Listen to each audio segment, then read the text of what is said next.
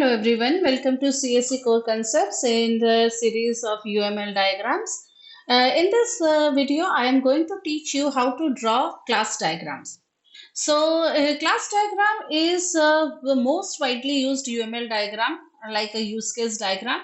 But the difference in the use case diagram, which I discussed in my another video, is that use case diagram is a behavioral diagram, whereas the class diagram is a structural diagram. So, it represents the structure of your software or your system.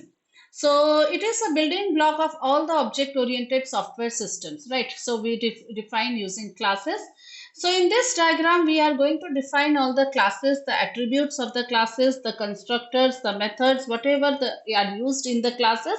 And of course, we are going to discuss about the relationships between the two classes.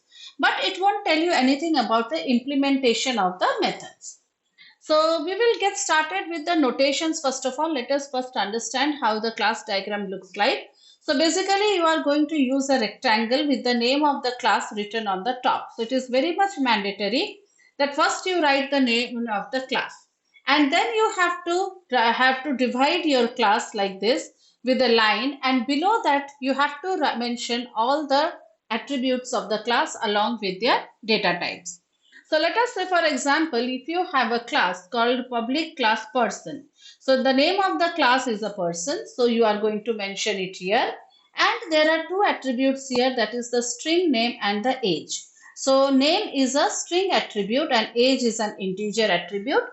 Now our class attributes can be private or be public. So how to denote them? So if your class attributes are private, you are going to denote it using the minus sign, and if it is a public, you are going to denote it using a plus sign. Okay, so let us see the constructor. So if you are using a constructor, that is a special method with the class is called.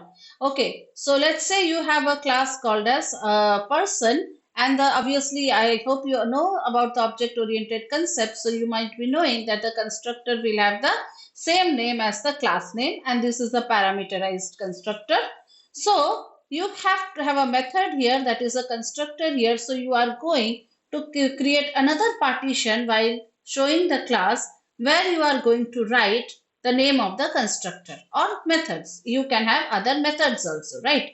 Now, since this is a public constructor or a public method, you are initializing it with a plus symbol, and inside this you have to write the name of the data type along with the attribute.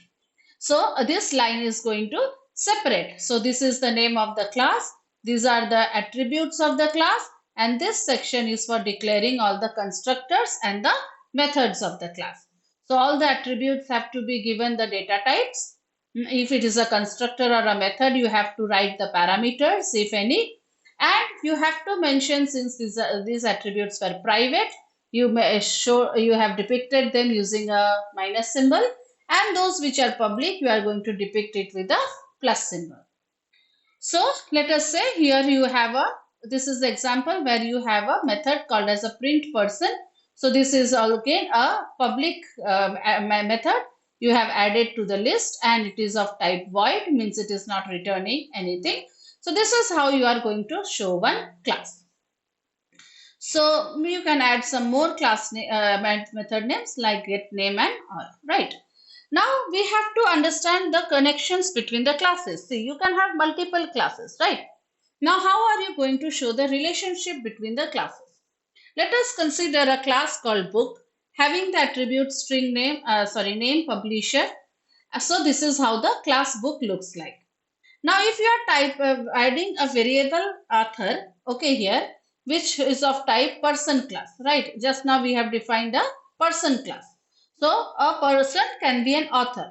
Now there is a class called person which has the author, and this is a class book, right? So this is a person class. So this is what your now you have to establish a relationship between the person and the book class, right? So how will you? We have a solid arrow with a notation here, and we are saying that a person can be an author. So it is an instance, right? So the arrow shows the direction of the connection. What does it mean?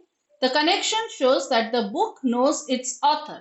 The book knows who the author is, but I cannot know by the name of the person. I do not know about the books.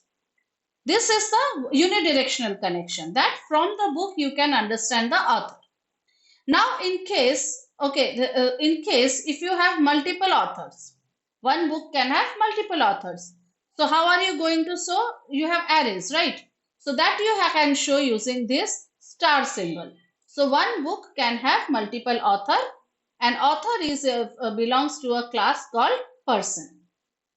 But it can be so, no, that from the author also you can find out the book, right?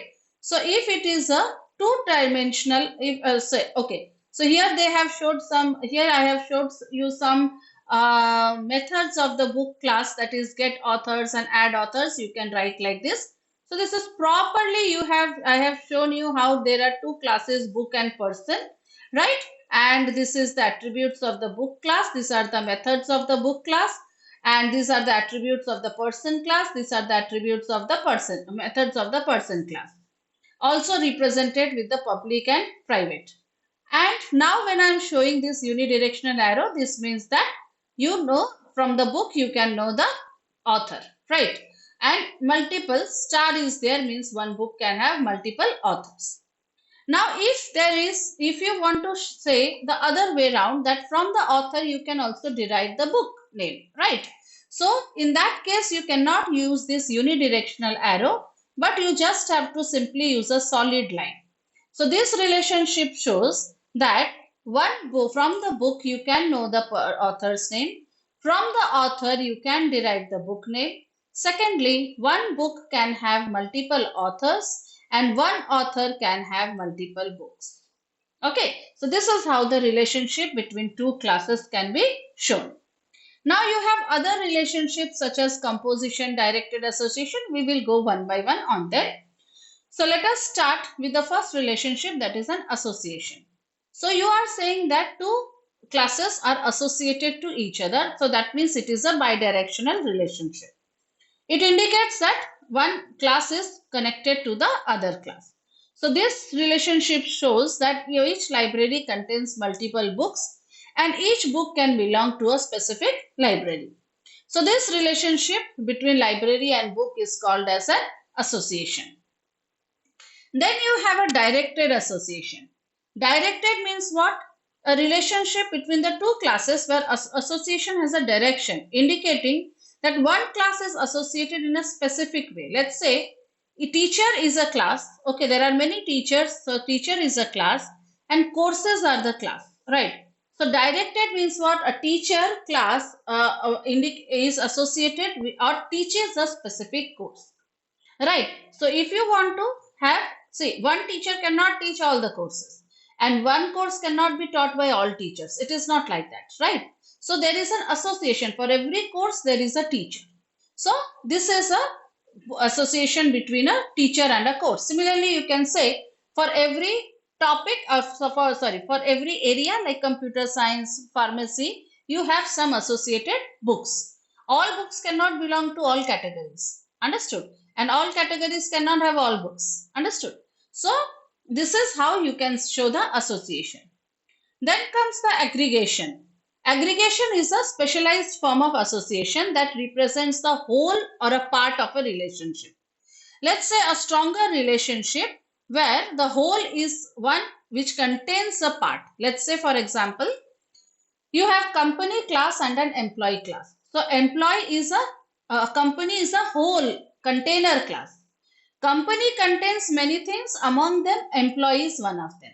So employee belongs to a company class. So company is a container and employee is a contained class, right? So now it is actually this aggregation is shown using this diamond, hollow diamond. Okay, and this one was for the directed association. If there is no directed association, a solid line. Now here one thing is there which you have to notice, that if the company ceases to exist, it is not like that the employee will also cease. Employee will also die. No, they will be a class, employee class. They may belong to that time a different company. Understood? So though it contains it, they are a part, but it is not like that if one entity dies, the another entity will also die. Now another is composition. Now the difference between aggregation and composition lies in this contained and container. See, in aggregation I told you that although employee belongs to company, if the company stops, the employee won't stop. They won't die, right? But here let us say it is a stronger form of aggregation where I say that if the container class eliminates, the contained class will also eliminate. Let's say I have a contact book or a diary or a phone book in your mobile, right? It contains all the contacts. Now, if my diary gets burnt or if my mobile gets erased, okay, then all the contacts will also be erased or all the contacts will also be burnt out. Understood? So there will be nothing left. So this is composition. So composition is shown by a filled diamond. Then comes your generalization. This is as good as an inheritance, right? So like a triangle head, you are going to show that who is inheriting from whom. So I have a contact book. Sorry, this is not a contact book. This is a, let's say, an account book. Okay. So if I have an account book, okay, now here it can contain current account, savings account or credit account. Okay, contact or like if I am keeping the contacts of all the account holders, let's say. So it contains all of them, current account, savings account. So I have divided them. Okay. So this is how it is being shown, or you can say a bank account also. Here you can say engine is a part. Okay. So there are many parts, among them engine is one of the part of the company. Then comes your realization. So it indicates that a class implements the features of an interface. Let's say a scenario where you have a person and a corporation. Both person is a owner of a property, right? So owner interface. So you can say acquire property and dispose property. These are your two methods of the class. Now, if you have a person class, right, it implements the owner interface. Means a person is implementing this interface. That is total. A person can acquire a property or he can dispose the property. Similarly, the corporation can also inherit this class because a corporation can also acquire a property or dispose a property. Let's say you can say even vehicles also, right?